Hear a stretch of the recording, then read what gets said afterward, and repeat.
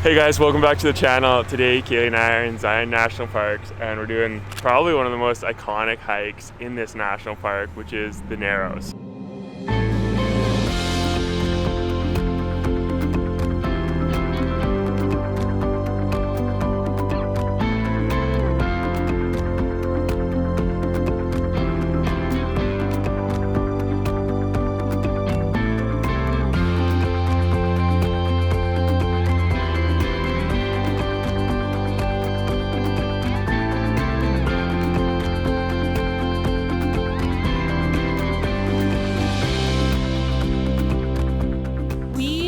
Wanted to do this last time we came and the river is actually closed, so we are super pumped to do this.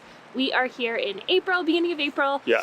And it's kind of uncommon that the Narrows is actually open this time of year. It's been just pretty dry year, so the river is not super high yet, so we're very lucky that we get to give it a try. Yeah, if the river gets above 150 CFS, it closes. Right now it's about 90, and like Kaylee just said, usually in April it closes for this month, but we've been really fortunate with the weather and a low snowpack.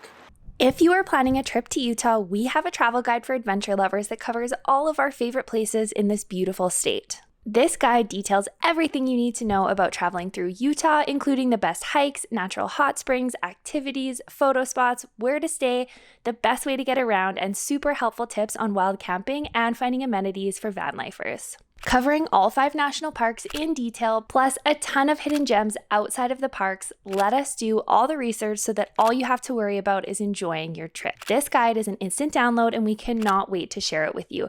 We have already got so much great feedback on it. We will link it below. Make sure to check it out.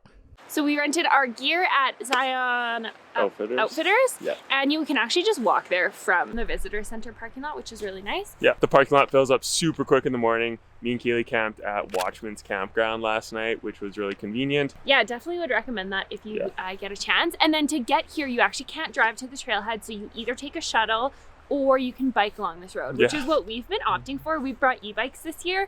And if you're like us and you don't really like taking buses with lots of people and being on someone else's time schedule, definitely would recommend e-biking. With that being said, the shuttles look like they come every 5 to 10 minutes. So if you don't have an e-bike, it's not a big deal. You don't need a permit to do the bottom-up hike, which is what we're going to be doing today. You do need a permit to do the top-down hike, and that is a much longer hike. For those of you who don't know us, I'm David. I'm Kaylee. And we run a travel and adventure vlog called Made to Explore. We are passionate about activities that get you outside and off the beaten path. We've got a ton of hiking, adventure travel, and van life. So if you are into that, make sure to like this video and subscribe to our channel. We would love to have you around for all of our future videos. The Riverside Walk, if you don't want to wade in the river, is about 3 kilometers round trip from the parking lot to the point where you gotta start getting wet. So seems like a popular thing to do if you want something a little easier. All right, I think it's time to head into the canyon now. This walk was super easy, really beautiful if you don't want to do the Narrows, but we're pretty pumped to get into the water. Let's do it.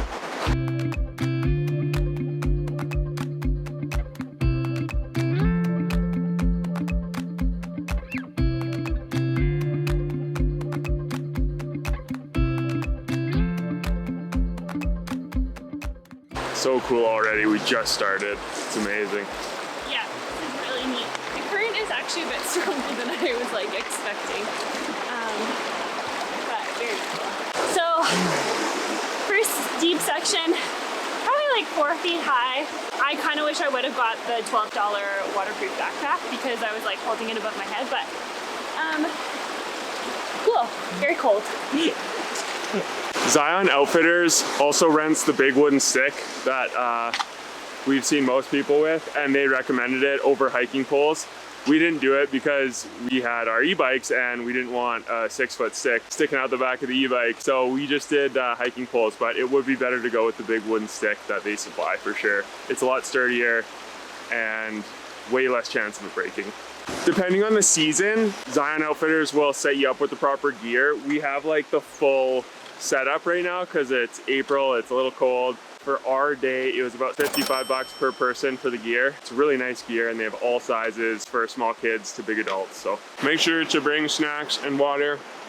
You can't drink the water out of the river right now. I don't know if this is all year or all the time thing, but right now there's warning, there's something in the water that can make you sick. Also, pack in what you pack out. Don't leave any garbage or anything on the trail. Without a permit, you can hike as far up as Big Springs. I don't even know if me and Kaylee are gonna make it up that far because Bailey's hanging out in the van and we just wanted to experience this hike. Yeah, it's kind of like a go as far as you want situation. You get pretty cool views of the canyon immediately. So that's kind of nice too. It's not like you have to hike to the end to see something spectacular. We're off. Let's keep it moving.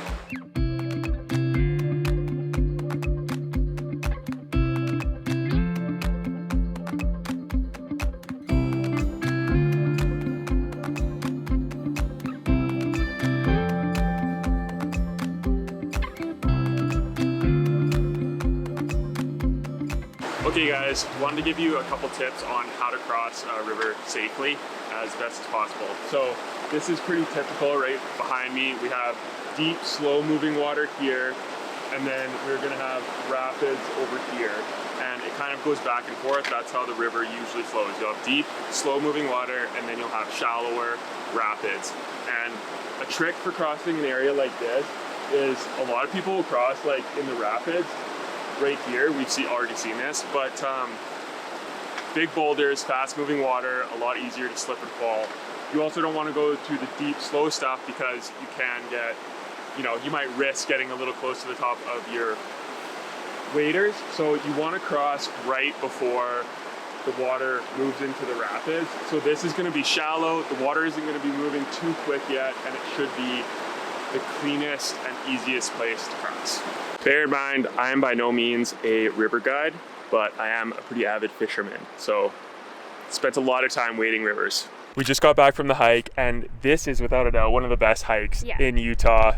Definitely do it if you're coming down here. If you want to check out our guide to Utah, it covers everything from hiking to camping to accommodation. Check it out in the link below. If you found this video useful, be sure to like it, subscribe to the channel, and share it. We'd love to have you around. We will see you next week. See you in the next one.